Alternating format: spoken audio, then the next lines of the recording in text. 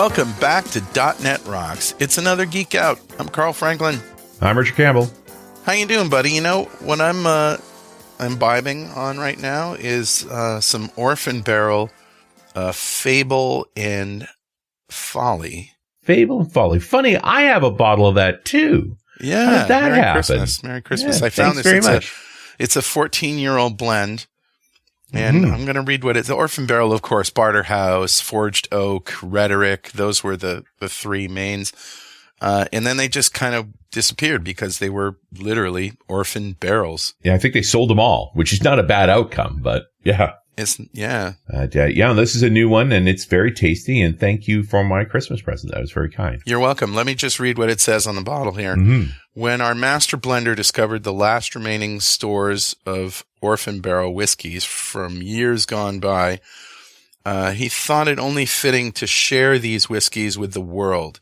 He married the remaining stocks of Barterhouse, Forged Oak, and various Rhetoric releases with a proprietary blend to create a masterpiece that pays homage to the original releases, yet possesses a distinct profile all its own. This 14-year-old whiskey is a unique balance of age and flavor, accenting the rich, creamy character of the orphaned bourbons with spicy notes of rye and pepper. It begins with a burst, and I'm reminded of pencil shavings and orange peels. Remember that? Yes. It begins with a burst of spice and deliciously warms to a creamy richness with sweet notes of syrup and fruit. And it is delicious. Yeah, it's got a big spicy note up front, but then it's, you get comfortable with it pretty quickly. I enjoy it. It's good. I enjoy it too. And not cheap. No. I found it just up the street from me for a couple $100. Jeez. Yeah. And I also found the one that I got for you in New Hampshire at a state liquor store when I went up there during the fall to see the foliage. And that was like $170 something. So it was cheaper, but it's over $200 in your local store. Crazy. They've learned to charge more because it used to be cheaper. I still have one Barterhouse 20 I haven't opened. Oh. I don't know what it's going to take to open it, but I still haven't done it. I don't know. I think that might be a collector's item. You might want to hang on to that. Like that's probably more coveted than Pappy 23, which is one that I have. It will be. I'm not a good collector. I'm a good drinker. Happy Chris Mahana Kwanzaa to all our listeners and, or, to the atheists, have a roast. And little Chinese food, whatever makes you happy. Food, whatever makes you happy. And we're here for a Geek Out. I do like having at least one meal over this holiday season that's like Hong Kong style Chinese food. Lots of dumplings, and exactly, noodles, and like this. It's almost part of the ritual. So. Absolutely. Yep. All right. Well, before we get started with the Energy Geek Out, let's pause for a better known framework.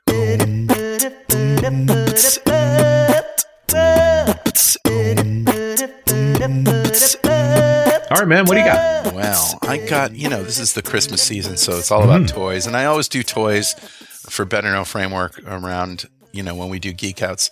So this is episode 1825. So if you go to 1825.pwop.me, or if you just go to tourboxtech.com, you can see this tour box. And admittedly, I got this because I saw it on my Facebook feed. It's this little device, and I'm holding it up to show Richard, but it's a little device that goes on your left hand usually when you're editing or doing any kind of creative thing. It has templates for all of the Adobe Creative interesting applications, and it basically has a couple of wheels, spinners, buttons, that kind of thing. It almost looks like an Xbox controller, like a video game controller. Yeah, it kind of does. But I get the scrubbing wheels are the big thing in editing, right? Like that makes a huge difference for your ability to be precise. Yeah, exactly. I've already created some macros in Adobe Premiere for things that I do often, so I don't have to take my hands off the keyboard and go to the mouse and back to the keyboard and all that stuff. But now I've got this on my left, the keyboard in the middle, and my mouse on the right, and it's surprisingly good. Yeah. They didn't pay me to say this. I just bought it because what the hell? I'll try anything that's going to improve my productivity when I'm editing video. Yeah. And you still edit a lot of video, and definitely every the week. Workflow matters for sure. Absolutely. All right. That's a good one. So that's my toy, Richard. Who's talking to us? I grabbed a comment off of show 1775, which was one of the Energy Geek Out from last year. This comment comes from Aaron, who says, "Hey, another hit, guys, of great discussion. One aspect I like about the Energy Geek Outs is the comparison to technologies mentioned before. It's great to see the evolution and wacky new ideas over time." Oh, you're going to love this version of this show then, Aaron. I guarantee you. I got a lot of wacky. Yeah. Coincidentally, this morning, I watched Undecided with Matt Farrell, one of my favorite YouTubers. His episode on carbon nanotube threads and its potential use in the energy generation. It's a bit early stage for an Energy Geek Out inclusion, but maybe in a couple of years or so, if not the 2022 version. Yeah, no, I'm not going to talk about carbon nanotubes this time around, but I do watch Matt Farrell religiously, and yeah, it's always interesting to see where those things go. He is like me. He tends to read the scientific paper and then figure out how to make a bit of a narrative around it. And so often you end up years ahead of an actual product. I don't know who that is. Can you put a link? I'll put a link to his YouTube channel for sure. Yeah. But, and no Zcat this show, I take it. No, I don't think so. Okay. Yeah, it's just one of those folks that often I watch him just because he's doing the work. Sure. They're shows I would make if I had more cycles, you know? Right. And he's building his own off-grid house, like that kind of thing. Wow. Aaron goes on to say, it's a bit frustrating at times living in New Zealand, where too large or a handful of small nuclear power plants would give us abundant power. Unfortunately, at a political level, it's just too emotive to even float that idea. We'll continue to burn coal and dam our rivers and say we're clean, green New Zealand. I'm hopeful that something like fusion will appear in the short term and help us and other countries to meet their climate objectives. Does feel like green energy generation research and results have seen an uptick in recent months. I just took a quick boo at how New Zealand's making electricity these days. And it's like, they do definitely claim green. Yeah. But the reason they do is because 55% of their power generation is hydro electric, right? So they have mountainous terrain. And so it's easy to plug a few dams in and generate an awful lot of electricity that way. Most of it fairly archaic. And it is, of course, the most common green electricity source is hydroelectric power. Does New Zealand have geothermal like Iceland does? I mean, nobody has it like Iceland does, but... It's up there. But remember, Iceland does a lot of geothermal because it doesn't have mountains, right? It's nowhere near as mountainous. And where there are mountains, they're volcanoes. Yeah, sure. So, I mean, number one is hydroelectric at nearly 56% of the power, but number two is geothermal at about 13%. Wow. And it's because geothermal plants tend to be relatively small, so there's a lot of them. And the next most common power source for New Zealand then is natural gas. Not surprising because it's good for peaker plants. So it's good for you need to generate electricity to manage afternoon peaks, that kind of thing. Yeah. Wind comes in fourth at 7%. There's not a lot of coal in New Zealand. There's no coal in New Zealand. They have to import it. So it's really a bad power source in the first place. They've about 5% of power comes from coal. Would a nuclear power plant make sense in New Zealand? Yeah, probably, especially because Australia has uranium. So they have a relatively local source of uranium. The Australians could use some nuclear power as well. And when I did a talk in Sydney earlier this year about energy generation, this topic came up. But both Australia and New Zealand were very powerful anti-nuke advocates back in the day. Yeah. And so for the most part, they have laws on the books that basically like no nuclear materials whatsoever in the country. Wow. And it's probably time to revisit that, especially with the modernization of nuclear power, which we are going to talk about today. Yes, we are. Because it has made progress. Yep. So, Aaron, I appreciate your sentiment. We'll talk about fusion today too, but that's not there is no power plants on the horizon. Right. Where the modernization of Gen 3 and Gen 4 fission reactors is a real thing and something that many countries should consider building, especially if they have a good fuel pipeline. I mean, that's the biggest thing is where do you get your fuel from? What are your dependencies? Considering the Ukraine war, we've now seen the challenges around when somebody you're fighting with or in opposition to is your energy source. That can be problematic. You know, it is in our best interest to secure friendly fuel sources. Yeah. And thank you so much for your comment. And a copy of Music to Go By is on its way to you. And if you'd like a copy of Music to Go By, write a comment on the website at .netrocks.com or on the Facebooks. We publish every show there. And if you comment there and I read the show, we'll send you a copy of Music to Go By. And definitely follow us on Mastodon. He's at Rich Campbell at mastodon.social, and I'm at Carl Franklin at techhub.social. Send us a toot. Never thought I'd say that on this show. Generally, I have to apologize after I send you a toot, but, you know, you do what you got to do. Hey, you almost said tooth. Hey, what's the last thing a Mastodon wants to hear from its Italian dentist? What? Tuscaloosa. Oh, please. Your Tuscaloosa. Yes. All right. Well, we don't have to introduce a guest because it's you. It's me doing the thing. What is your bio, actually? You know, if somebody was going to introduce you, what would they introduce you as? I mean, I have a bunch of different bios depending on the audience. Right. So I do have a Geek Out bio, which is sort of, hey, look, I'm a guy who reads extensively, who's a professional explainer, and to the point where even NASA asked me to come explain their stuff to them. You could be an amateur researcher, maybe.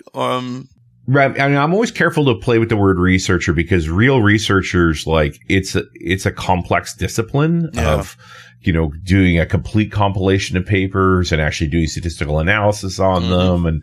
And while I'm pretty good at reading scientific papers and it's a time consuming practice that I happen to enjoy, actually doing the analysis to do a comprehensive assessment of a set of papers in an area, it takes a lot of time. It does, because you have to take everything that each paper says into context, and where they contradict each other, you have to resolve those conflicts, and sometimes you can't, right? Yeah, sometimes you just have to call that stuff out. And as much as I, you know, tend to read a diversity like that, you only get so much. And then part of this is an enjoyable narrative. Like, can I give you some sound bites, some places where this is a positive thing, this is a problem, like where we make a progress on it. And I was kind of hesitant to do an energy Geek Out this year around, mostly because when I dug into the INEA and Lazard stats, like the sort of standard stats for how we're progressing, there wasn't a lot to talk about. It's not, you know, I compared it to the story from last year, and it's kind of the same story. But then some other innovation bits popped out that were interesting. So I'm not going to do as many facts and figures as I did, say, last year or the year before, and more of just particular anecdotes and spend a little more time on the most newsworthy pieces that have been going on. Yeah. But also with that corollary of often the most interesting things going on are not loud. Because as I've said many times on the show, and people quote it back to me these days, when scientists do press conferences, it's because they need money. Yeah. When scientists have money, they don't talk. Right. And things are quiet. And so part of what I do in preparing for a show like this is going through and checking on all the companies we've in the past talked about, not just the noisy ones.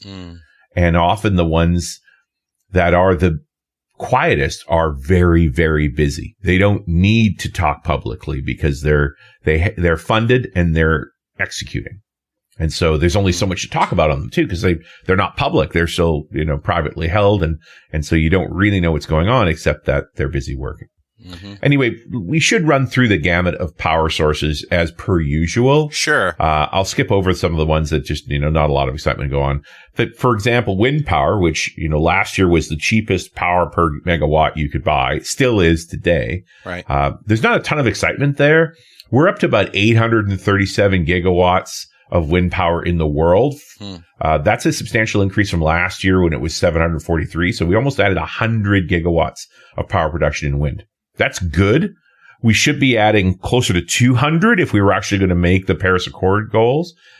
Number one installer of wind power, China. You know, I recall from previous wind power discussions that we've had that really the technological innovation has pretty much it centers around durability of materials. Like how many hours do you get out of a turbine before it has to be repaired?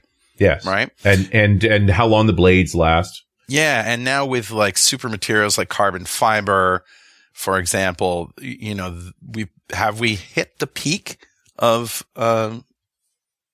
We're getting there. The other thing that's happening is this is why power's gotten so cheap is the turbines have gotten very, very large, you know, 12 to 15 megawatts per turbine, which is insane. But those things are enormous and they're only for offshore. You know, the innovation areas, and again, I talked about a bunch of this last year, offshore wind more than onshore. Onshore, we're doing more community-based rather than big wind farms because we're getting land restricted now. Yeah. The horizontal turbine is the winner by far, the 3-bladed turbine. And, but in offshore, we're starting to really discriminate between two different kinds of offshore. There's the offshore in shallow water. Right. So that's 50 meters or less of water. This is the vast majority, almost all offshore is in shallow water. Right. But taking from the oil industry with their floating oil rigs, we are starting to do experiments with enormous turbines in deep water. And that has a bunch of advantages. The one being it's literally over the horizon. So nobody's going to see them unless they go out to sea. Right. That's a big problem with right offshore and shallow waters because people complain, we don't like this. You know, it ruins my view. Yeah, it's that the I paid NIMBY, millions of dollars for. Yeah. Yeah. There is the bird argument, although it's a pretty weak one. You know, they figure wind turbines kill up to 500,000 birds a year. Considering domestic house cats kill several million a year and skyscraper windows kill equally as much. Like that's not a thing, although jet engines. Yeah, the jet engines will suck the birds in. I mean, they generally don't feel too good on the way out. But that's not a lot of birds. Yeah, right. But when you go further offshore, there's less animal life. There's challenges bringing the power back, but that's where the work's sort of happening. I would imagine it'd be difficult to replace a wind turbine or, you know, replace a blade or a rotor or something that goes bad while it's turning. I can't imagine how that would happen. No, they don't do that. Generally, if you're going to replace blades, you're going to replace all blades. So you're replacing the whole thing. Yeah. The mechanicals, you get about 20 years out of them for the most part, depending on conditions.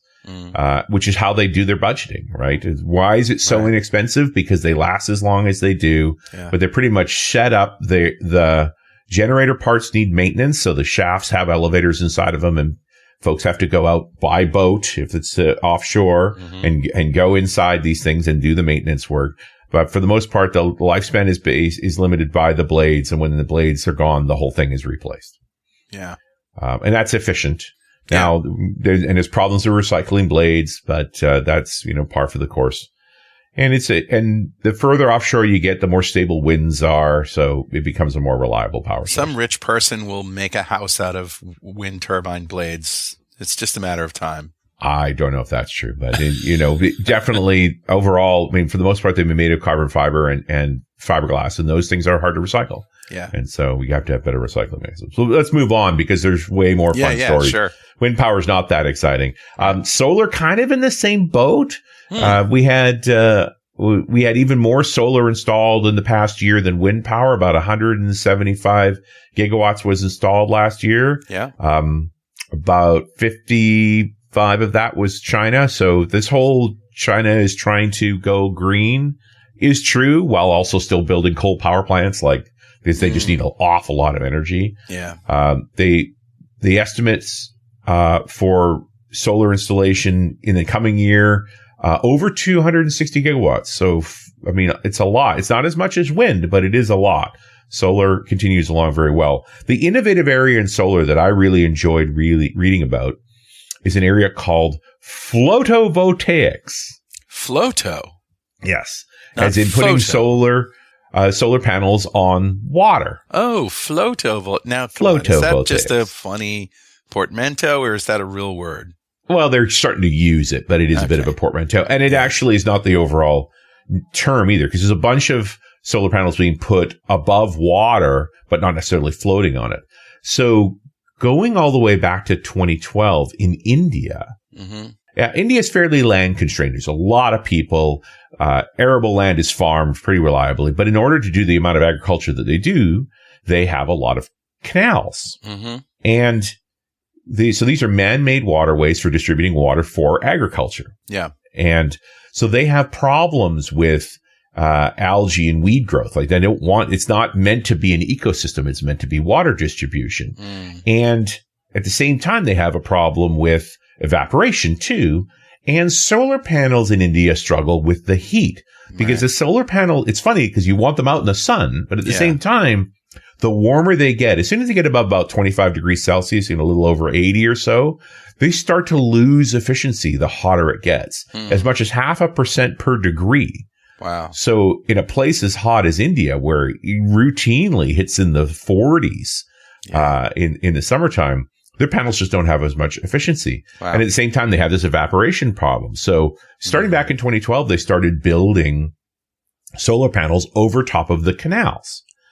So this slowed the evaporation of the water. Oh, yeah. This cooled the solar panels. Right.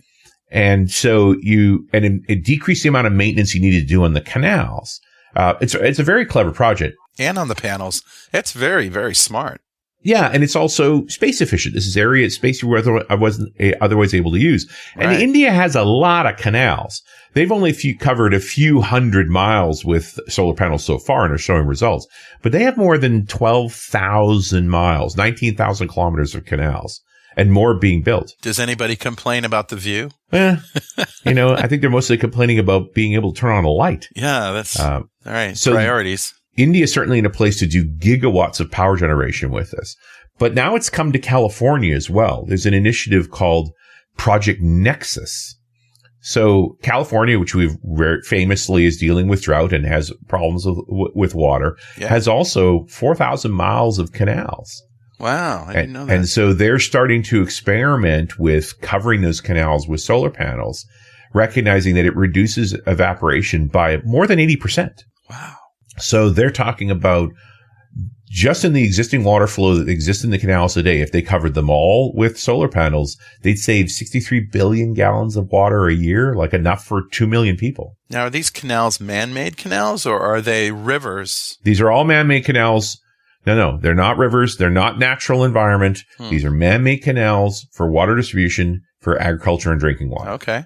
And so covering them in solar panels actually decreases problems with the canals, because you don't grow as much algae. You don't have to clean it up near as much. It's so smart. Yeah. And you get more, it's a place to put solar panels. Right. And B, the solar panels more effectively because they offset the heat. Yeah. And it preserves the water. So it's a great combination. Now there's some downsides. It's more expensive to install. Installing on canals is not as easy. You have corrosion and cleaning problems. They're not always pointed the right way. Canals aren't all evenly lined up so that you can face south when you're in the northern hemisphere. Yeah. So you're not going to get as much efficiency from the solar panels. But at the same time, it's already a man-made area, so your environmental concerns are lower. Right.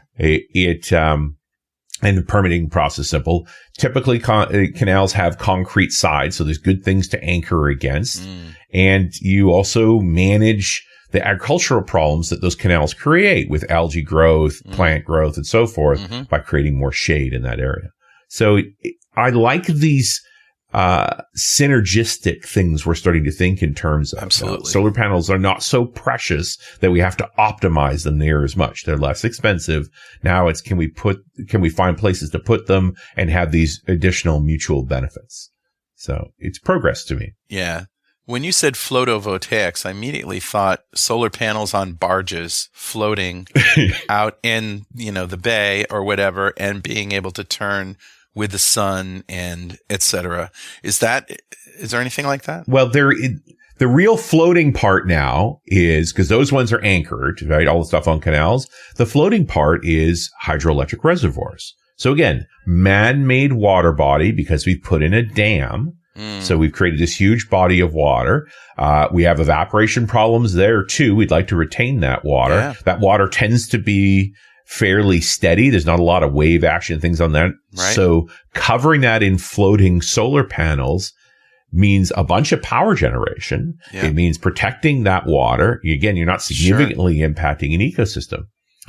The funny part is it ties into a thing that more hydroelectric dams are doing these days, which is pumped storage. Pumped storage. Pumped storage is this whole idea of using water and gravity as a battery. Oh, yeah, right? yeah. And fundamentally, we talked about a hydroelectric dam is pumped storage, right? We dam up a river, build up water, run it out. But our water levels are lower, and so we're trying to retain more of that water. But even crazier is that where hydroelectric can generate electricity all of the time, it's base load power. Solar generates only when it's sunny. Yep. And it often generates a lot. So it makes sense that at times we could stop flowing the water out of the dam and just use the solar panels in the reservoir. And even a step further, so much energy generated by those solar panels at the time that you start pumping water back from the water below back into the dam. I like that. So you're making this loop system, and you've already done most of the work. It's just a couple of extra pipes and some pumps and things. I'm not going to trivialize it. It's still hard work, but yeah, sure. More and more as I've looked at the modernizations happening in hydroelectric, they're adding pumped storage to it. Wow, I like that because it's a way to utilize that reservoir as a battery. So, what about the idea of floating barges out in the ocean or offshore? Well, always the question is area, right? Barges aren't big enough. You need to float a lot. But as soon as you start putting shading structures on biologically active waterways, you are affecting that biology. Yeah, yeah. So that has larger consequences. I'm not saying it's beyond reason, but it is a thing that has to be considered before. And when we have all these man-made areas, we should probably do those first. Yeah, the canals and the reservoirs, it seems like a no-brainer. Seems like an easy ringer. Yeah. And holding ponds, like there's all kinds of man-made water areas where you can now turn that into an electrical source. So it's area that's otherwise not usable and would benefit from being covered. And so then you can also make electricity from it as well. Lake Mead comes to mind. Hoover Dam. That's a good one. That Absolutely. Would be amazing because they have suffered serious evaporation problems, haven't they? Anything that could slow that process down would be beneficial. And so it is an interesting thing that's moving towards, and plus this peak of power availability versus low power availability. Yeah. How do we do more of that offsetting, right? We have enough solar installed in a lot of areas these days that we're dealing with the problem of we have too much electricity at times and nowhere to put it. Did I tell you that we have ordered solar panels for our home? I did not know that. Well, let me tell you the story. Mm-hmm. So basically, I've been wanting to do this for a while because we have a large surface area pointing south on our house. And so we call up this company when the guy came over and all this stuff. And basically, here's the deal. You do get, if you buy panels outright in America, you get a tax benefit, right? If you buy them outright. What we opted to do was go with this company that is not only a solar company, but a roofing company. And they've been in business for like 50 years. And they basically said, what we're going to do is install these solar panels for you at no cost up front. And we're going to then give you a loan at a somewhat fixed rate. It does increase with inflation, but it's mostly a fixed rate loan. Lease, basically. So we don't own them outright. They own them for 25 years, which is the term of the lease. And we pay less per month than for this lease than our average power bill now. Right. So if we look at the history of our electricity bill, since we started, it's done nothing but go up. And nobody's going to tell me that it's going to go down. It's going to go up. Yeah, it's unlikely. It's going to continue to go up. So basically, we're hedging that. We're trading the power bill, which, by the way, they told us we could have 100% coverage for the electricity that we use. It would be completely covered by their panels. And we trade the energy bill, which is going to be, the electric bill, which is going to be who knows what, for this known fixed amount every month. Right. That is less than what you're paying for energy right now. That's what we're paying for energy right now. And, some people came to me and said, well, that's going to be a problem if you go to sell the house. No, it's not. So it's an asset, isn't it? It's an incentive. Yeah. So basically, if somebody doesn't want the solar panels on the house, they say you have to remove them. So, well, I'm not selling you the house then. Yeah. It's that simple. If you want to buy this house, you take over the ownership of this lease and you enjoy the benefits of it. That's it. Right. Yeah. Not that complicated. No, it's not complicated at all. So it just made sense to me, and that's what we're doing.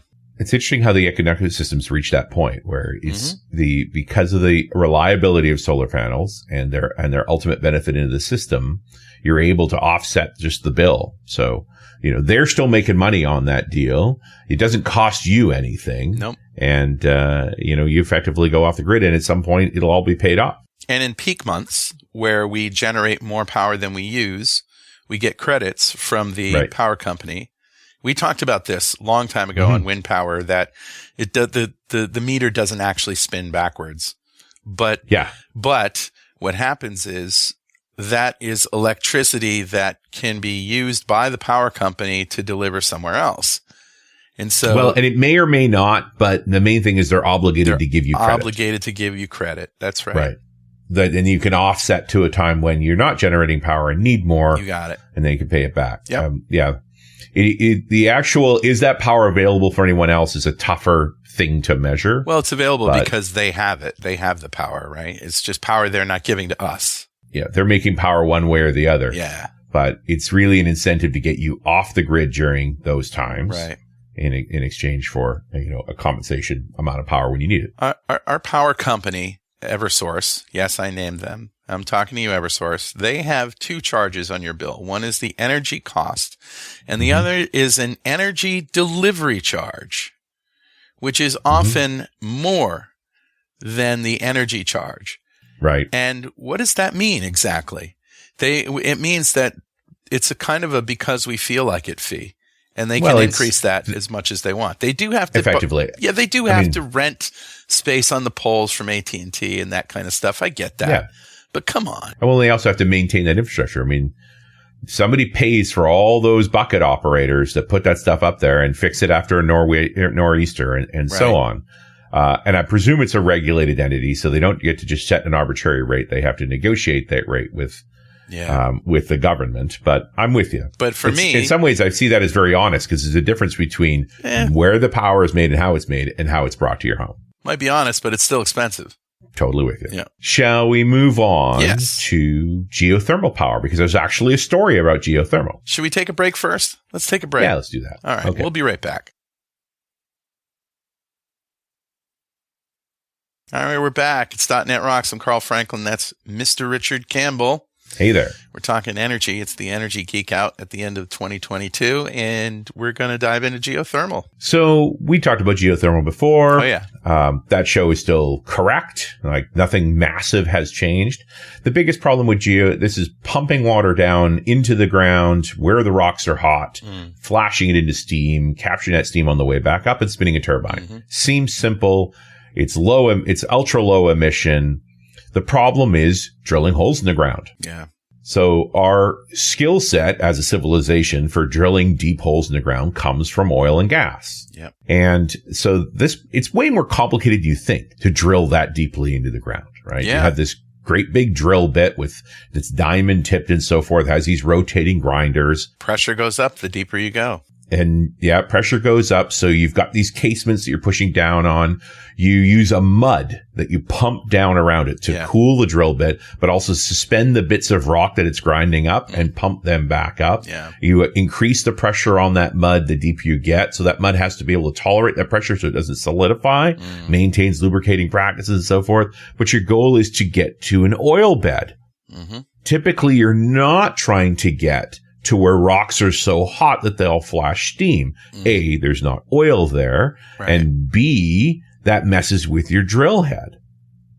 So typically, successful geothermal plants that are getting to high temperature rock within 2 or 3 kilometers under the ground. Yeah. That's a manageable cost. It's a manageable drilling process, although it's still very hard on drill heads. And last year I talked about a new power plant in Taiwan, and it's that was recently made that's geothermally based. Okay. A new drilling methodology has come down the pipe. Instead of using these grinding heads to drill with encasements and mud and so forth, instead you use ultra high powered microwaves.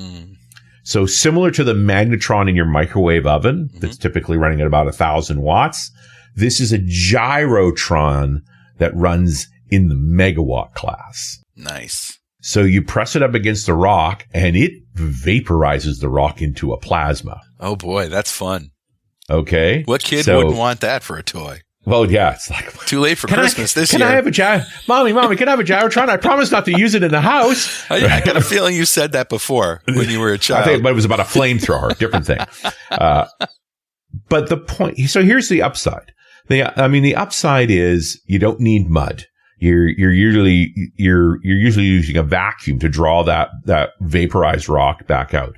The rock also condenses on the wall, so it's automatic casing. Normally, when you're drilling, you're putting down metal pipe, and after you've gotten to the depth you want to, you literally pour concrete around that pipe to fix it in place to stabilize the walls. Yeah. Because you're vaporizing the rock essentially turns to glass on the sides of the perimeter. So. And it doesn't care about heat. You can get as hot as you want to get. So it's a maturing technology. It's obviously very energy intensive, but only for the duration of drilling. But it's far better suited for doing these geothermal experiments. And this goes all the way. Remember when we did the supervolcano show? Oh, yeah. If you actually wanted to moderate a volcanic eruption, and I'm talking about you, Hawaii, like this is the kind of tool you drill into the sides of volcanic calderas and then use steam to actually moderate the temperature of the calderas to slow down the eruption rate and make electricity in the process. Is the caldera the column of lava inside the volcano? Yeah, it's the pool of lava where the lava sits that ultimately is erupting onto the surface, whether it comes up as pyroclastic flows or it comes as rock lava flows. There's an area that's the soft spot on the land. I'm just thinking I don't want to be the guy to drill that hole. No, it's a tricky one. Well, yeah, and dangerous. Well, and again, this is why the microwave approach, where you're creating solidified rock around it as you go, is probably a better strategy. Till you reach a temperature, you're like, okay, that's a good spot to work from. Now we can begin to do the work on actually cooling it. Okay. So it's an interesting combination, and it speaks to, as that technology matures, drilling depth also becomes less important now. Right. You could drill deeper. Yeah. So we could see geothermal in more places because we have a reliable way to build a solid tube that's relatively inexpensive. Yeah. You know, one of the things they talk about when you talk about deep drilling with conventional drilling is that as the rock gets hard and hot and the drill heads wear out, it can take 2 or 3 days to change a drill head. So you have the team in place for a long time. They talk about for every 8 hours of drilling you do, 30 hours of maintenance. Wow. So if all you needed was a high powered energy source temporarily while you were drilling these things, and then they're relatively trivial to replace, it becomes way more feasible to maintain a geothermal power plant. Okay. It's a great innovation and exciting to me because it seems like an easy ringer, right? There's no fuel. Right. You're just looping water down. I guess the thing is you got to find the site that has the heat, don't you? How do you do that? Well, inevitably the heat is down there. It's just a question of how far you have to drill. Right. Well, that's it. I mean, if you go to Iceland, it's at the surface. Yeah. Near where and same with like there's a ton of geothermal in California all along that volcano belt. Right. Yeah. Right. And in New Zealand and North Island, same thing.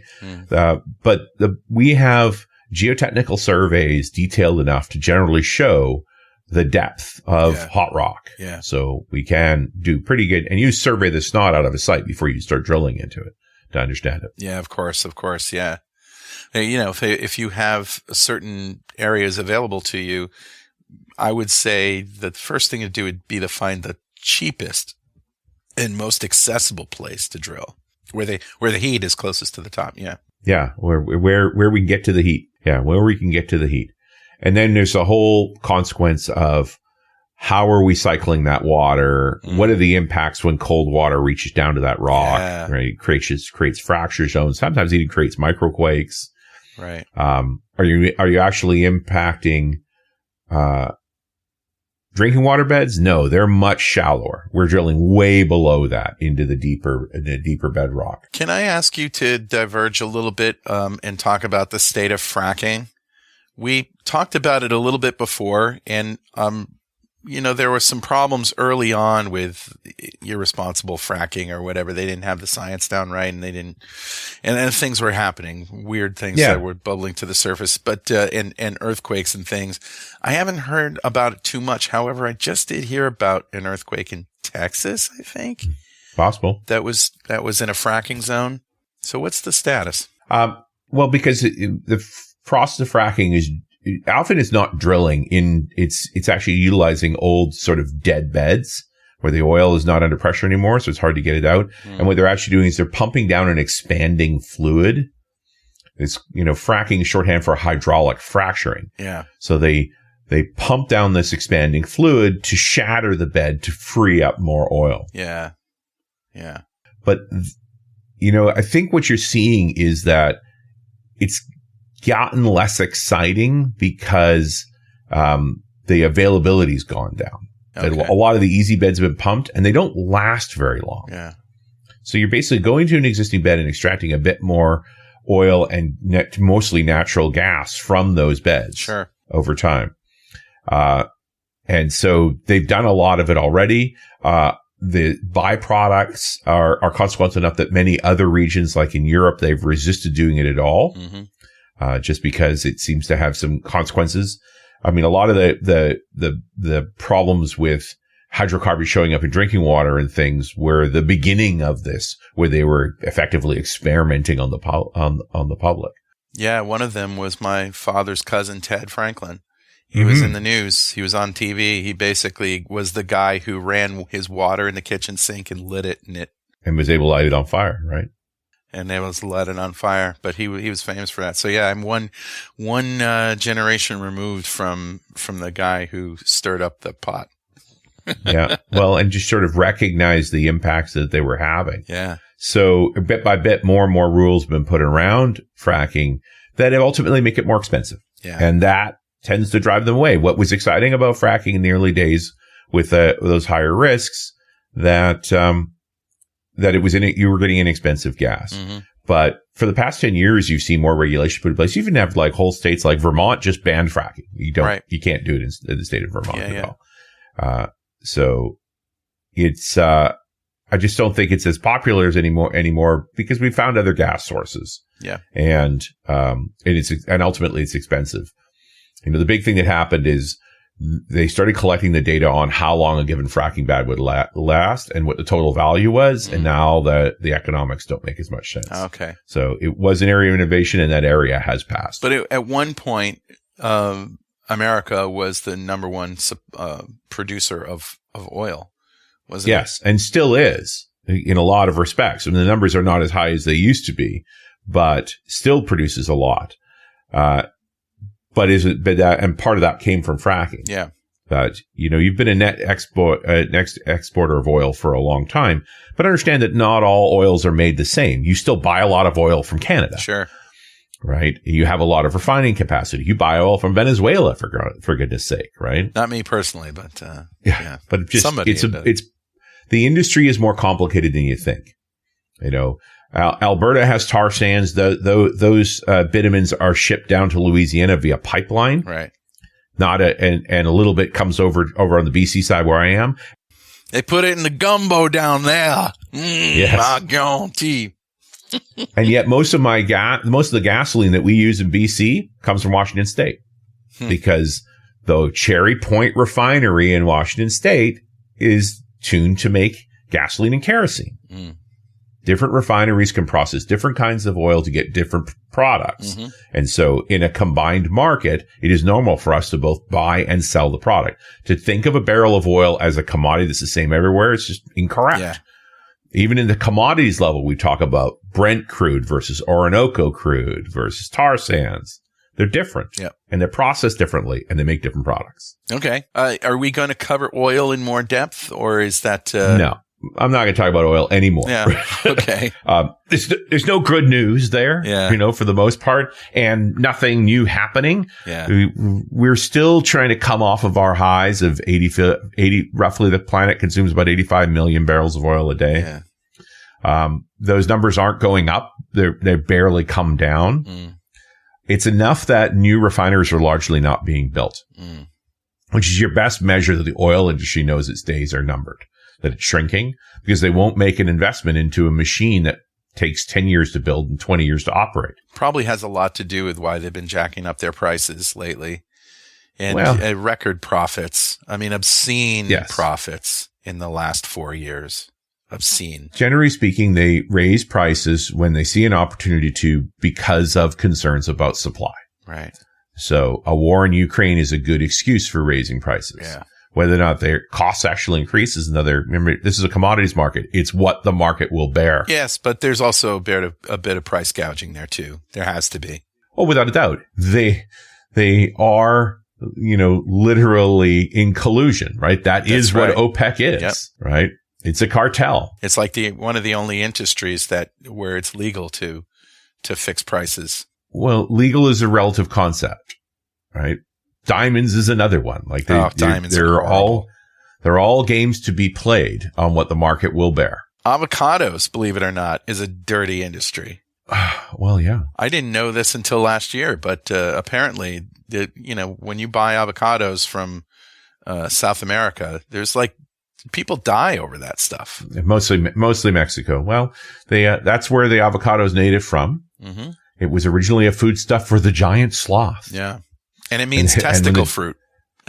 Yes. And when the giant sloth died off at the end of the Ice Age, humans kept the avocado alive. Yeah. Right? I mean, why is the pit so frickin' big? Well, it used to be eaten by a giant sloth, and so that pit would make it through the digestive tract of a giant sloth. But without humans, humans have been cultivating avocados literally for 10,000 years. Yeah. A dirty business has grown up around it, is what I'm saying. Well, when not well regulated, you end up with exploitation. Yeah. Okay. We're not here to talk about guacamole, are we? No, let's speak about other regulated industries like fission power. Fission power. That's what we use today. Nuclear fission. So, I mean, how many years have we been talking about small modular reactors? You and I? Ever since the first Geek Out. Yeah. How many Geek Outs? Yeah. Forever. 15, 20 years. So, and last year there wasn't much to talk about. It's like, hey, we're still talking about it. Yeah. Well, this year things are different. So the province of Ontario in Canada generates the majority of the electricity with nuclear power. And in fact, almost exclusively with one kind of reactor, a kind of reactor called the pressurized heavy water reactor, known as the CANDU reactor. Now, why does Canada use CANDU reactors? And they're locally developed. Canada doesn't have nuclear weapons, and so they don't have uranium enrichment. Now, normal uranium ore has about 0.5 to 0.7% of uranium-235, the highly reactive form of uranium, in the ore. When you want to make weapons with it, you have to enrich it to very high numbers. This is the bomb they called Little Boy that blew up Hiroshima. Mm-hmm. It was made of almost pure uranium-235. And you've heard about the stories of enrichment in Iran and all these stories it's all about extracting U-235 from regular uranium for enrichment, because the Canadians didn't go down that path. Enrichment just means concentrating U-235. Yeah. So typically we talk about pressurized light water reactors, the most common kind of nuclear reactor in the world. Mm-hmm. You use low enriched uranium, about 5% enriched with U-235, made into ceramic rods, stacked and racked, and then put into water under pressure to create electricity. Yeah. The Canadians use same kind of pressure system, more or less, but they use unenriched uranium. Why are they able to use unenriched uranium? They use heavy water, deuterized water. Which means what? It has that every hydrogen atom in that water has a neutron. Oh. Normally hydrogen atoms don't have neutrons, right? But there are two isotopes of hydrogen. There's deuterium, which has a single neutron, and tritium, which is 2 neutrons. Okay. Tritium is extremely rare. Deuterium exists in seawater. And I get the duo and trio prefix that's there for the nucleus. It's for the weight, right? You have a proton and a neutron, which is slightly heavier, 2 of them together, deuterium. Okay. But because the water has neutrons in it, those neutrons are available to sustain the fission reaction. And so these heavy water reactors are able to take unenriched uranium and make electricity from it. Now, is that heavy water dangerous by itself? You should not drink heavy water. Well, of course. I wouldn't. It's not radioactive. Sounds funky to me. Apparently it's sweet. But it will, if you drink too much of it, it can kill you. Not that it's easy to come by. It's relatively expensive in quantity, but this is the point being that Canada has a very mature nuclear industry. Yeah. That has produced power for a long time, and they have had their accidents and problems, but, so the benefits of this type of reactor. It's really a non-proliferation, but it's not even the important part of the story. The point now is that after 50-something years of using these kinds of reactors, some of them are aging out and being shut down, and they're looking for replacements. Do they continue down the same path because they're better designed and so forth? And, for the most part, pressurized heavy water reactors are very much a Generation 2 design with augmentations. They've done improvements to them to make them safe. And keep them safe. And because the uranium isn't enriched, it's not a waste problem? Or is it? They have the same waste problems as other reactors. Okay. It's a question of, and they're largely not doing fuel reprocessing because they did it with the U.S. anyway. Canada and the U.S. work tightly together on all of these things. So, we have a storage facility, we have the same issues, for the most part. Okay. But the nice thing about CANDU reactors is they don't produce plutonium in meaningful quantities because we weren't making weapons with it. Right. So one of the sites that has had CANDU reactors on it before in Ontario is an area called Darlington. And as they've retired and removed those old reactors, they've been looking for replacements, and they just committed to building a small modular reactor on that site. Wow. So that reactor is the GE Hitachi boiling water reactor, which is a very different design. Now, the funny thing is this reactor is not particularly small. This is a 300 megawatt reactor. Generally, when we talked about small reactors, they're in the under 100 megawatt class. But it is modular. Part of what they're doing is building a factory that has most of the licensing around the reactor technology so that it's not done on site. They're still going to do refueling of the reactor on site, which would be the ultimate manifestation of a small modular reactor is a place where you literally bring in a reactor, run it for a certain period of time, 2-3 years, then take it away, replace it with another one. So no fuel handling on site, none of that complexity. Everything is contained. This is an interim step.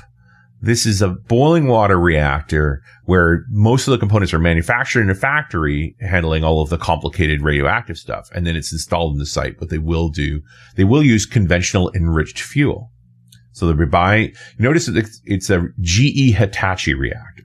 So General Electric is one of the original nuclear reactor companies in the world. Yeah. And they make fuel. So it's now Canada switching over to the regular commercial enriched fuel. But the reactor's a bit smaller. It's a much more compact design. It's very rapid building. It take less 3 years to install it instead of 10 plus years because a lot of the certification is done separately. Okay. They don't have to do it in the same site, which is interesting because in the past when I've talked about GE Hitachi in previous years, we talked about a reactor they were developing called S-Prism. It was a very sophisticated reactor. Right. It was a fast breeder reactor cooled with sodium using high temperature turbine systems. It was all this cool stuff. Nobody bought it. It was all shut down as of last year. Before I did the Geek Out, they'd already completely abandoned the project. But another group inside of GE Hitachi had said, well, what does the industry really want? What's the problems of the nuclear power industry? Full stop. And one was, it takes too long to build it. It takes too long to certify it. On all these new systems you're talking about, need all new kinds of certification. They need a new fuel chain. All our people need to be retrained. Like, it's just too expensive and complicated. Yeah.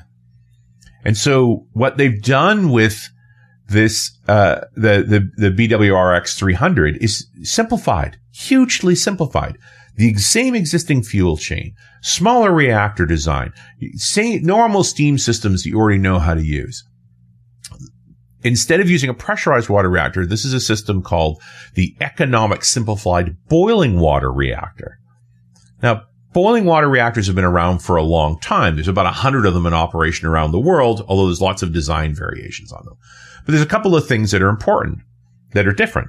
They're not pressurized, so they have less chance of a steam explosion. They use steam, but basically, as the steam forms, it immediately leaves the containment vessel and goes directly to the turbine. Okay. It's a simpler loop. In a pressurized water reactor, you have a pressurized radioactive steam loop that then goes through a heat exchanger to non-radioactive water to turn the turbine. Right.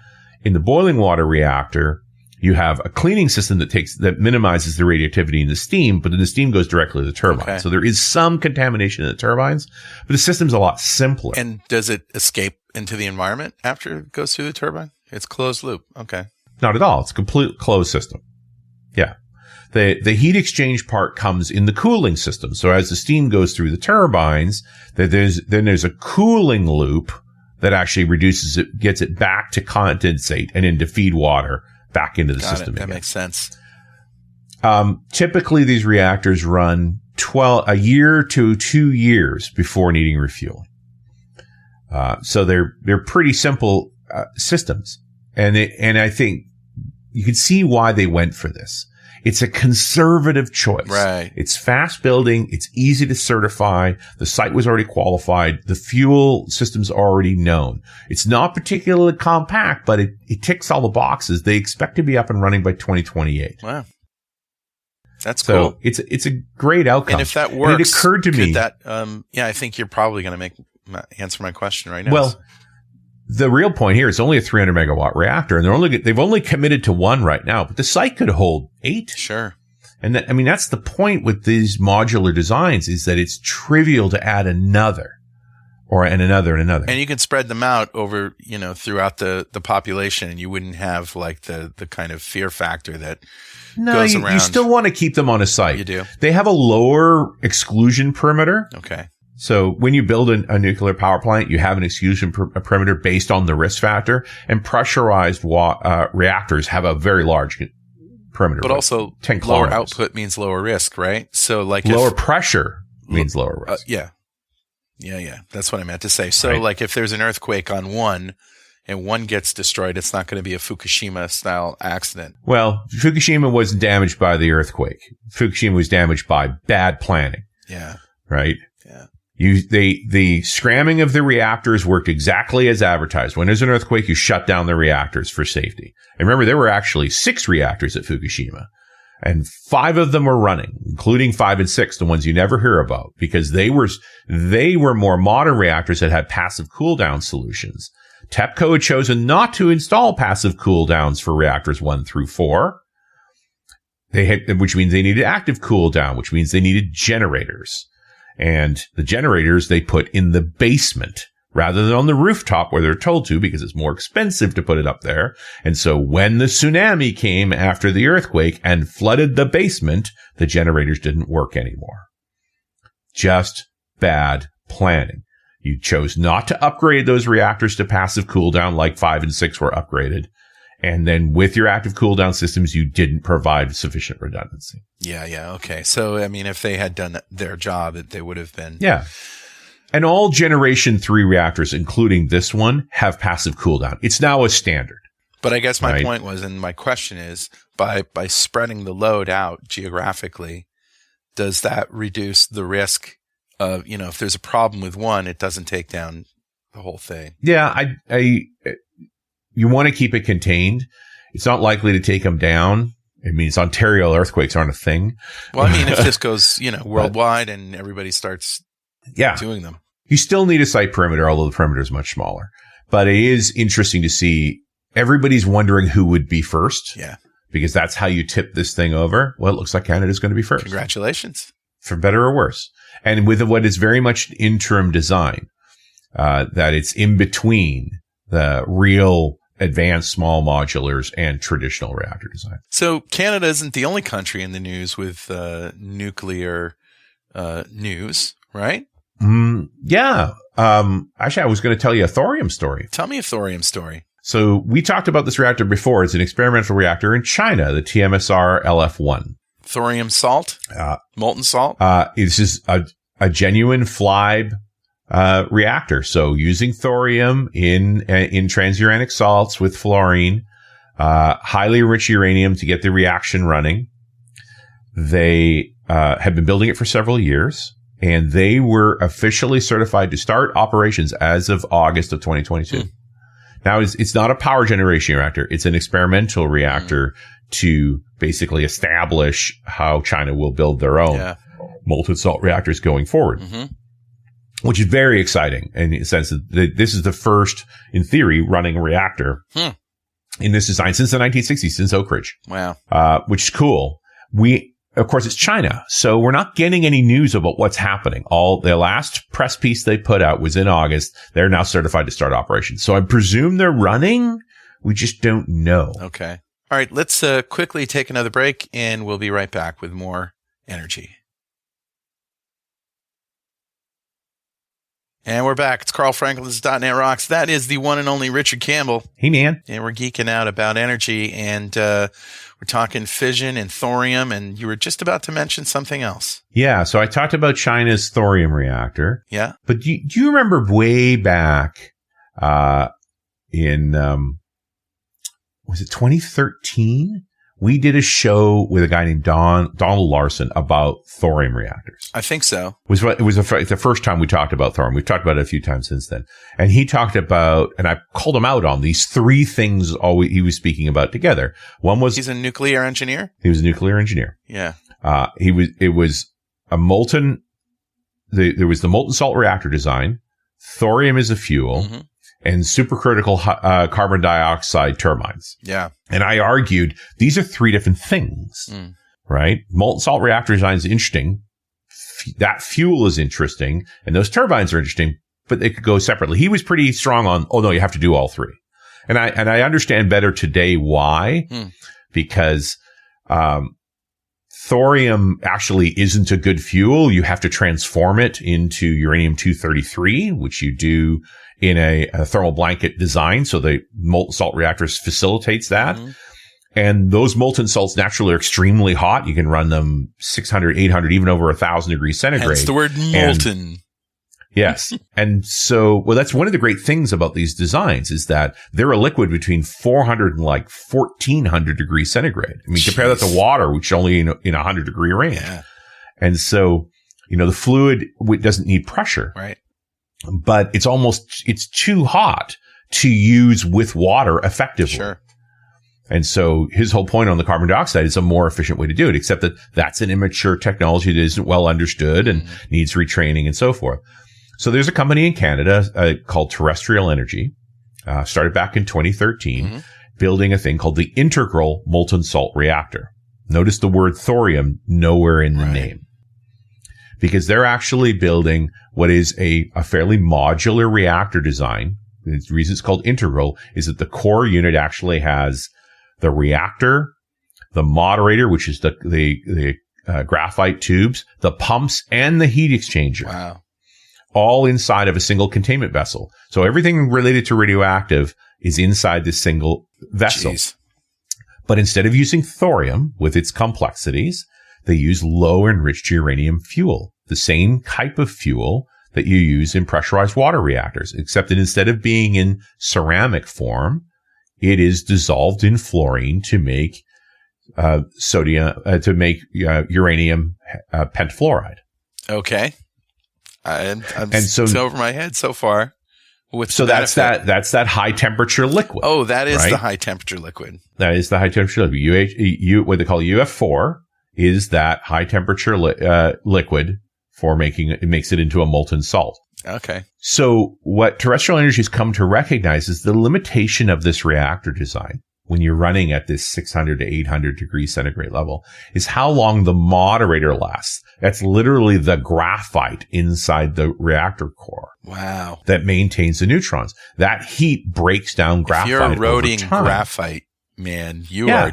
Because it's hot. It's freaking hot. Well, that and it's fluorine, and fluorine's particularly evil. Oh, yeah, right. Like corrosive, right? It's ultra reactive halide. Yeah, it's very tricky stuff to deal with. So what they did is came up with, by putting all the radioactive components in a single containment vessel, you can replace it. And so now they've tuned up a system to the point where their design should run for 7 years before needing refueling. And in fact, needing replacement. You'll just take the entire assembly out and put a new one in play. That's pretty good. So here's the interesting thing. They've raised a lot of money. And not just from Canada being a Canadian company, also from the US government. So, because the DOE, the Department of Energy, has been paying close attention to this design. The argument being it's got a known fuel chain. It uses a salt loop, which is not that unusual to flash steam. So you use conventional turbines. It's very likely that the U.S. will be installing this reactor first. We haven't got a site yet. Like they're still arguing over it, but it's interesting to see this sort of relationship in this story and the GE Hitachi story. Like once I looked them together, it's like, is there a deal going on maybe here? There is, yeah. Where, GE wants to start selling conventional fuel into Canada. So use a small modular reactor up there and kick that off there. And at the same time, Terrestrial Energy, which was in the running for the Darlington site, and didn't win it. This one did instead, but now Terrestrial Energy's got the interest of the DOE, so they might be looking at building molten salt reactors there. Wow. The cool part about these modular designs is who says after 7 years you have to put the same reactor back in the next time around? Sure. Like maybe you could put a thorium reactor in the next time around. Or maybe there's some technology that has yet been created that more things come along down the pipe. And that's the whole thing is with these in situ installation styles that take 10 years to build and then you run them for 30. There's not a lot of innovation that goes on. You're right. And all of these modular replaced? designs. No, you have to start over. Yeah. And so all these modular designs with their 2-year and 5-year and 7-year lifespans lend themselves to maintaining an infrastructure that allows for routine replacement and improvement. Yeah. So, as much as I was kind of down on an energy story this year, this collection of stories sort of speaks to me of an industry getting smarter and recognizing an almost agile-like cycle. I was going to say, almost agile, yeah. Almost agile. Agile in a heavy engineering with radioactive sort of way. Not what we think of as agile in the software world. No. I want to talk about power storage. We do fusion because I think we'll end with fusion because it's the most fun. It is the most fun. And there's not a lot to talk about on the power storage side. Tesla's still building their power walls and their mega packs. By the way, when we went to talk about solar with these guys, I brought up the idea that, a lot of people have these solar batteries, right? Mm-hmm. And they said, well, you have a generator. We do. We have a propane generator in a 100-gallon tank, right? Or 1,000-gallon, 500-gallon. I can't remember. It's big. And he says, you don't need batteries. And besides, they would be too expensive and they don't last very long. Like for your house, you may get a few hours out of them and that's it. So they actually persuaded us not to get batteries. Because they are very expensive. It messes with the economics. What's interesting about the battery solution, and you're starting to see this in places like Australia, where they have so much rooftop solar now that at peak generation times, they have a problem with too much power. Yeah. They don't have where to put it. And so you're starting to see conversations where you're going to be required to have batteries wherever you put rooftop solar because you need to be able to go off the grid with your solar power and put it somewhere. Yeah. But we're talking about grid scale power storage. And lithium ion, as mature as that design is not well suited to grid power storage because the normal discharge cycle of a lithium ion battery is about 6 hours. Yeah. And you can stretch it out to you can have multiple packs and so forth, but it doesn't last longer than that. We talked about this last year. Mm-hmm. Form Energy making their iron air batteries, storing power in rust, which is hilarious. But but it's got some advantages. The biggest one is the 100-hour discharge cycle. Wow. That naturally it has a long, which is way more suited to grid. But it's also heavy. Yeah. Large, hot, all things that are bad for a car, but fine for a grid storage system. It's also inexpensive. Their goal is $20 per kilowatt hour of storage. They're not there yet, but they're close. Whatever happened to our friend graphene? But they've raised it. Graphene's still out there. It's a product. But let me finish the story on Form Energy, because we talked about them before and it was still pretty speculative. They now have 2 pilot projects on the go. Wow. So they raised enough money this year, about $500 million, to actually get implementing. And both the first one going in is in Minnesota by the end of 2023, which will be a 1 megawatt, 150 megawatt hour battery system. And now Georgia just signed on the dotted line to be the next pilot project. Wow. So they're building. And those, a megawatt's not a huge amount of power, but it's real. It's grid scale. Yeah. It's not something you have in your house. And it does talk to maturing. Everything to do with graphite and graphene has that same hype cycle. Yeah, it was very hyped. It goes back when we first started talking about it. Well, and again, scientists only do press conferences when they need money. So we've been doing some experiments, you've got some results, you want to try some new things, you need money, so off goes the hype. So what happened to the experiments? there was obviously some promise in graphene. Yeah, and we've seen some graphene-based batteries out in the marketplace. Really? They're just not hugely transformative. Yeah. They're just batteries. A little bit smaller, a little bit lighter, and 3 times the price. Oh. Is that a benefit? Okay. Yeah. That's always the battle. So in the end, it's just a piece of material science. It's not a product per se.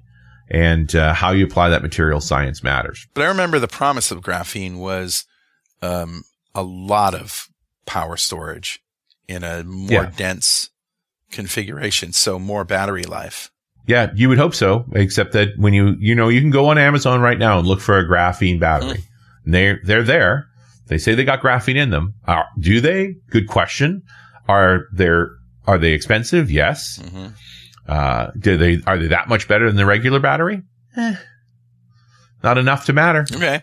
Obviously, or else we'd be talking about them. Yeah, it'd be a bigger deal. Yeah. But, that's the nature of material products. Okay.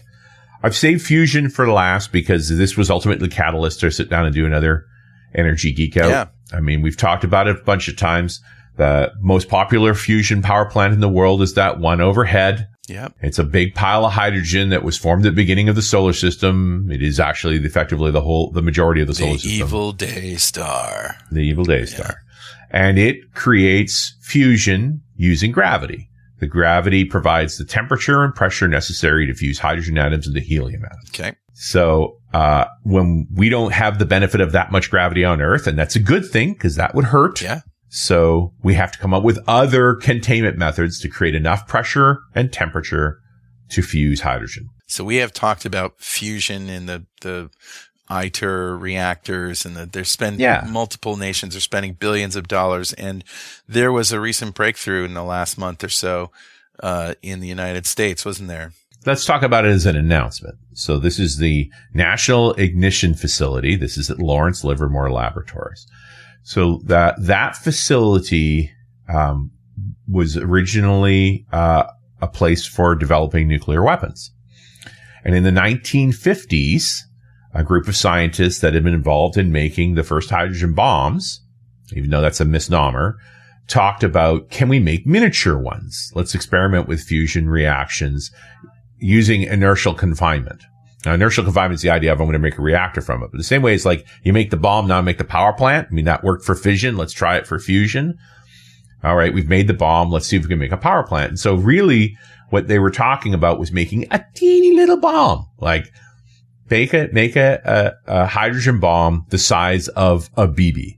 Okay. And then use lasers to set it off. So we can learn more about creating fusion and perhaps evolve the thing. So back in the 1950s, they were experimenting with this idea, and they spent years and years on it, making better and better lasers and better containment strategies around this thing called a holorum, which is a little cylinder made of gold that contains layers of hydrogen isotopes, deuterium and tritium. Okay. Now, as the Cold War ended, priorities were being shifted. And so the urge to make an experiment with weaponry around that went down.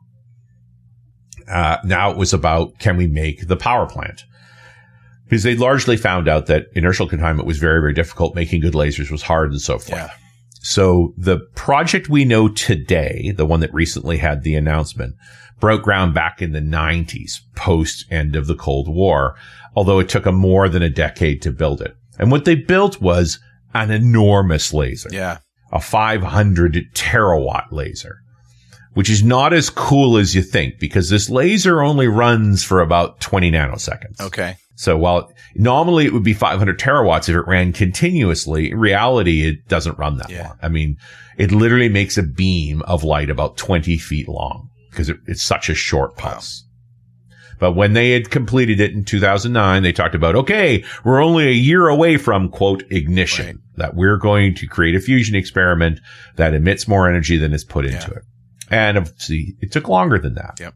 When we did our very first Geek Out on fusion in 2014, I talked about their experiment in 2013, that announcement, which they called the alpha heating observation. Right. So they had now matured this laser to the point where they could make a 1.8 megajoule laser pulse, which is very powerful, onto this teeny little BB target. And it emitted about 14 kilojoules of power. So you made a 1.8 megajoule pulse and you put out 14 kilojoules. Not that good. But then they tweaked their announcement. They said, hey, I know we made a 1.8 megajoule pulse. That's what came out of the laser. I mean, it took us 400 megajoules to make that 1.8 megajoule pulse. But only 10 kilojoules actually hit the target. Our targeting wasn't quite on. And so the fact that we got 14 kilojoules out of it was success, right? That we actually created some fusion. And at the time I said, boy, this sounds like bullshit to me. Yeah, I remember. Because I don't, this is not how the scientific method works. You make a hypothesis, then you do experiments, and you speak about the results. And then these felt like they kind of changed the tune. Okay. But they continued. It was sufficient to keep funding, and they continued to grow. I mean, it's amazing to me. We're talking about a Geek Out from 8 years ago. Last year, and I didn't talk about this on the Geek Out, but last year they had another experiment where they had the highest Q factor ever recorded. So same laser, some tuning done on it. They consumed 477 megajoules of power to create a 1.8 megajoule pulse. So I want you to understand the laser inefficiencies here. Yes. Right? That less than 0.5% of the power poured into that laser actually shows up at the beam point. But it hit that holorum, and this time, without any fudging, it put out 1.3 megajoules of fusion reaction. Right. So they basically got more out of it than they put in, but they not yet. This is last year. This is the year. This is when they got 70% out. Okay.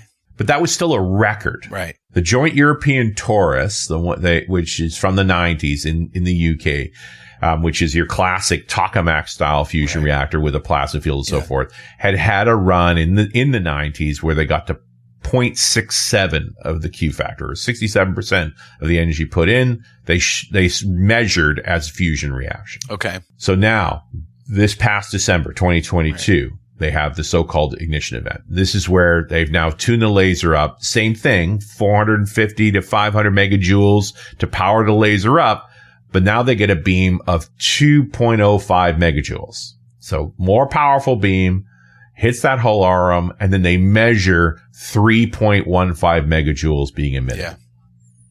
Yeah. Okay. Which is it big? Well, yes. I mean, it is. The bottom line is there's always been this debate as to whether or not fusion would interrupt itself. Right.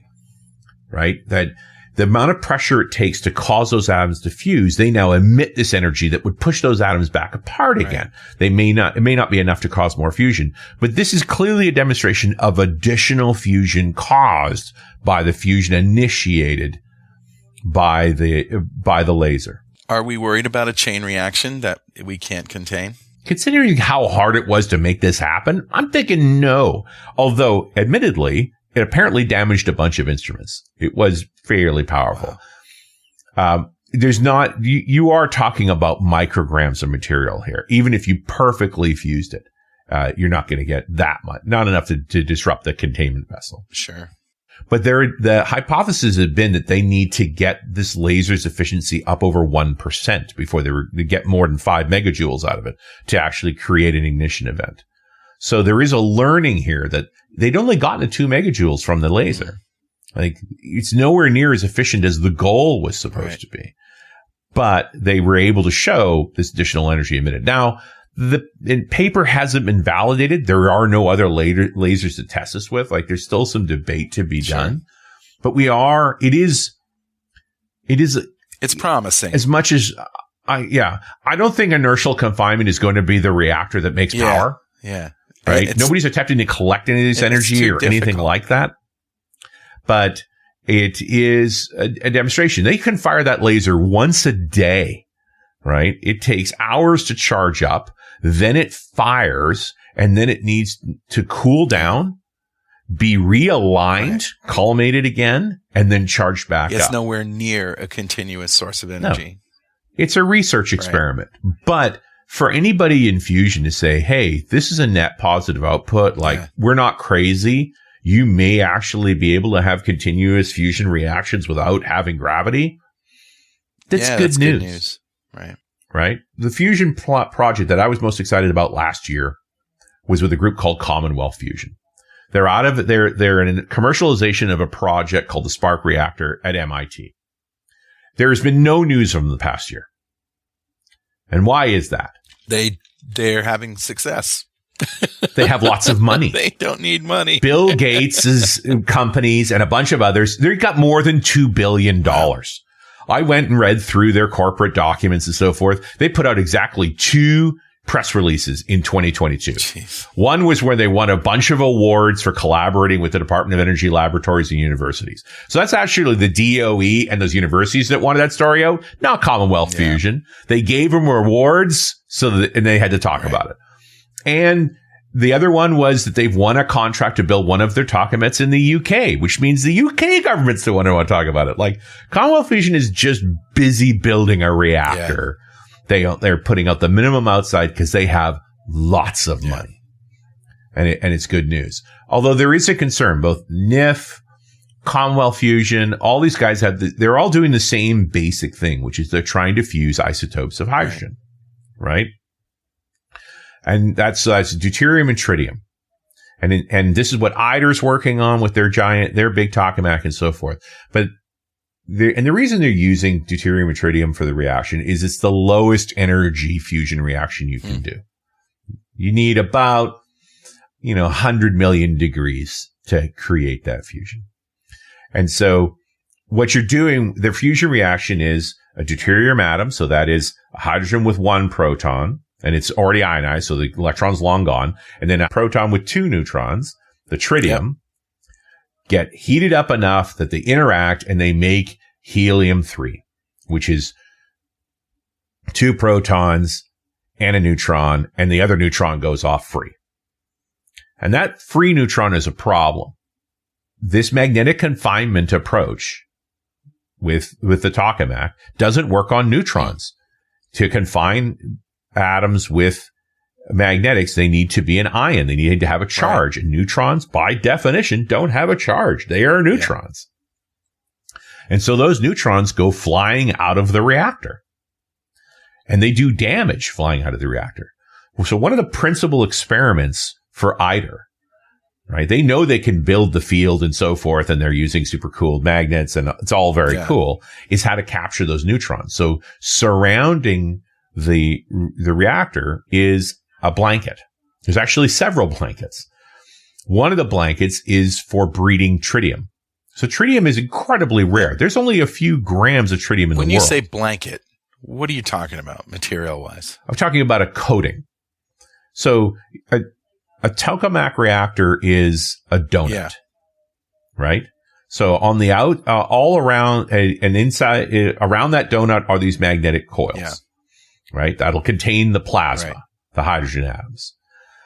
The neutrons are going to go right through that. So surrounding that donut is a blanket, is another layer that is supposed to try and absorb What's it those made neutrons. Out of? So depends Lead? on what you want the neutron to do. Okay. Right? You could line it in lead and just absorb it, but you're trying to make electricity, right? So you want those neutrons to actually slam into other atoms and heat them up. Right. You want to go back in the donut. Well, you want to make enough heat to boil some water, to spin a turbine, to make enough electricity to run your coils for you at least, right? With all the diminishing returns that recommends, right? Here we've just gotten above a Q of 1, and normal power plants have a Q of 15 or 20, maybe 50. That their reaction creates enough heat that you can lose energy to steam and so forth and still make enough electricity to keep everything running. Yeah. So the fact that every DT reaction only spits out a neutron is barely enough because you need to be able to hit a material, typically a molten metal, that you can then would heat up more and you extract heat from. But you have the tritium problem. You need all this tritium to run this reactor. Like the total world supply of tritium today would run one of these reactors for a day. And it's not something that can be created, manufactured without energy. We're going to need to. So one of the ways to do it is you make another kind of blanket in the reactor lined with lithium, because when lithium collides with a neutron at speed, it'll make tritium and helium. Lithium's like a wonder material, isn't it? It's just a lightweight element. Yeah. Right? But I mean, it has so many 3 protons in it. Has so many applications. Yeah. We're able to use it for a bunch of different things. So one of the again, if you're going to use those neutrons for tritium to do the refueling, now you have less available for heat. So how are you going to make power? So now they're talking about adding another layer of beryllium. Beryllium is atomic number 4. So now you're just a little bit heavier. Right.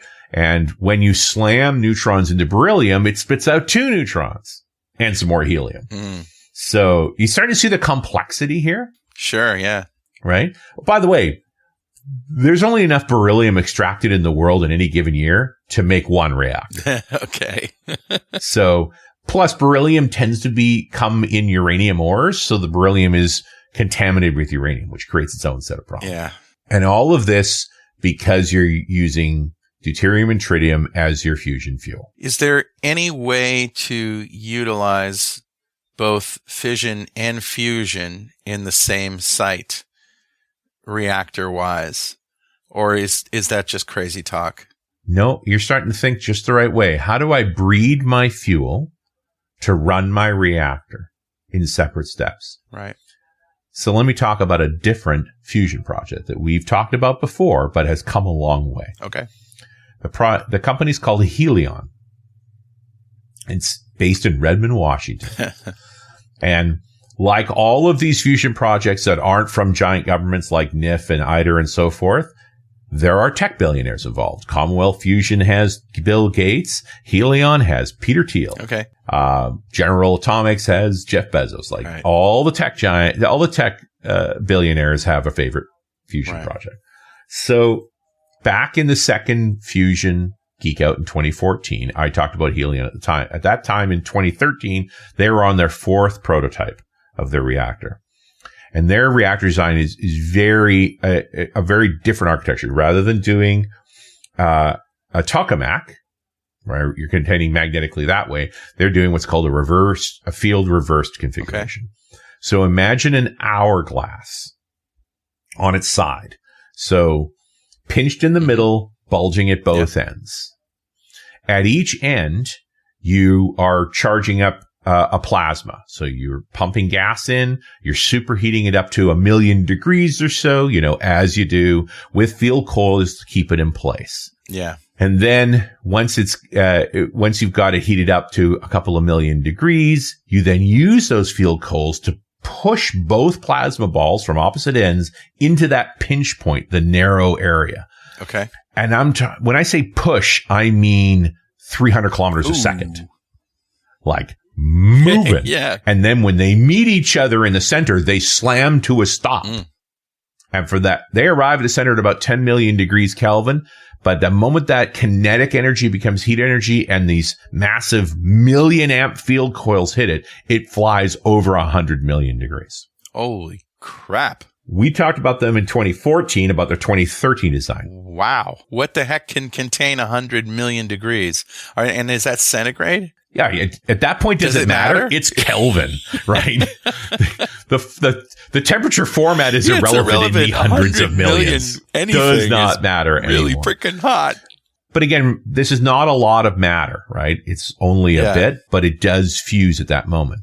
So one of the things that Helion's doing is not using tritium. Okay. They're using deuterium and helium-3 as their fuel. But helium-3 is the output of fission, isn't it? It's the output of DT reactions.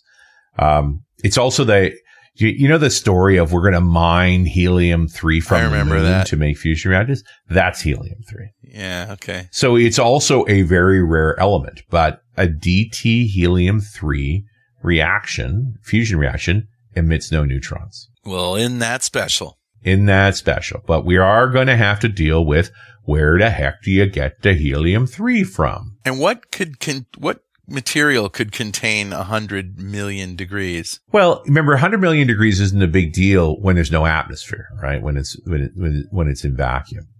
So what it really does is it creates a pulse. The cool part about the Helion design, I mean, remember, all these fusion reactors are getting into the 100 million degree range. That's what it takes to do fusion. But Helion's design also has a different power extraction technique. Rather than take that 100 million degrees and try and boil water with it, because it's inside of a magnetic containment vessel, as it charges up and has that emission, it actually pushes back against the magnetic coil, and you can grab that power. You can use it. Oh, wow. So they're using magnets to generate the fusion reaction, and the fusion reaction generates a magnetic coil back. And what's the efficiency? Well, we're not there yet, right? They are now able to routinely do the DHE3 reaction. Okay. Their current, the model they call Trenta. Just like Starbucks. They can now fire it. Yeah, Trenta, yes, except big. It's the 6th generation of their reactor. It's able to fire every few seconds. So not once a day, every few seconds. Wow. They need to get to multiple times a second if they're actually going to get there, but they have that same old problem. They're using these massive capacitors to charge their field coils to pulse in, but these coils manipulate that field, right? They compress it and then they move it. Yeah. So it's not a huge amount of power. This is, we were talking about the 477 megajoules that NIF used. Yeah. This is 10 megajoules. So it's a lot smaller. But they precisely manipulate their field, so precise that there's parts of their system when they're manipulating the field that to communicate precisely enough, they use fiber optics because they're faster, right? This is 300 nanosecond switching speeds. That's what it takes to control it, which also speaks to why are they doing this today? Why didn't they do this 50 years ago? We've only had the electronics to manipulate fields this precisely in the past few years. So they've actually gotten there. Wow. So it's cool, but is it practical? Well, we're not going to mine helium-3 off the moon. That's dumb. How do you make helium-3 efficiently? With a fission reaction you were just talking about. Yeah, but that's a fusion reaction, and those are big and expensive. Oh. If you just fuse deuterium and deuterium together, you get neutron and helium-3. But you're left with a neutron. You are, but you don't need as many of them because you only want the helium-3 atoms. You're not trying to get energy from them. Oh, true. Right? So you just have to contain it. You're not trying to extract power and so forth. But what if you built a breeder plant that you're just taking deuterium, easy to come by, and turning it into to helium-3 and neutrons. You absorb the neutrons in a shield, and then that feeds multiple helion reactors. It's their power. It's their fuel source. That's very interesting. So you have a breeder system. So they're currently constructing their 7th generation reactor. It's about 25% bigger than Trenta. It's called Polaris. Okay. It's still tiny compared to either. Like this is not a gigantic building. The reason it's bigger is they're learning now that as they concentrate these ions at high energy, they go into what's called a gyro orbit. They orbit around the magnetic field lines. And if they collide with the walls of the reactor vessel, they quench. They stop being ions. So they actually need big enough to keep the field coils in the right shape. But the one that's this 7th generation should be running in 2024. And this is where they're beginning to actually start capturing the power to recharge the capacitors. So using the field coils to actually grab that energy back, charge the coils back up again. That's smart. Now, if they can just make it efficient, and then it would be pretty awesome. Well, we're getting rid of all that interim step with the energy capture, boiling water, turning turbines and so forth, and just literally using magnetics to gather magnetics, because the fusion reaction creates a pulsed magnetic field. That's very cool. I'm optimistic that they've come so far since we first talked about them 8 years ago, that now they're, the next couple of versions should be the ones that start generating energy. Very good. There's many different things happening simultaneously in fusion that are exciting. Yeah. It's all exciting to me, of course. And this is the first time I've heard about some of these things, but that's why we do these. We talked about them before, but not in this context. Yeah. It's just, to me, they're so much more sophisticated than the way they were talking a few years in the past, where now they're thinking more about the power generation strategies, their field generation strategies, like dealing with all of these issues, where some folks are still just saying, oh, we'll fix that later. Other folks are, well, here's our solutions to it. Very good. Wow. What a whirlwind show that was. All the energy and more. Yeah. About 100 minutes worth. Buddy, it's always great to hear you talking and geeking out, and energy is one of my favorite topics. So thank you. Yeah, glad to have done it again this year, and we'll do another one next week on space. All right. We'll see you then. See you next time on .NET Rocks.